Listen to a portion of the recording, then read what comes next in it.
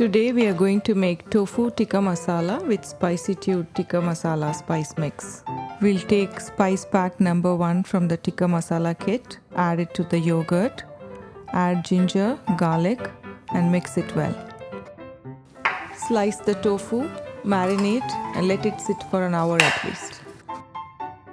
Now we are going to dice our tomatoes and onion for the sauce. Add oil to a heated pan. Saute the tofu for 1 to 2 minutes until it starts to brown. Add some oil to the same pan. Add onion. Once it's cooked, add tomato. Let it cook for a few more minutes. Then add sugar, the second spice mix bag, and cook for a few more minutes. Once the tomatoes are cooked well, blend everything into a smooth paste.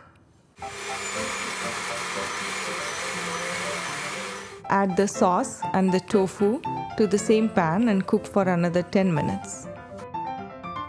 Turn down the flame, add cream and mix well. Add the cilantro and you're ready to serve. Thank you for watching.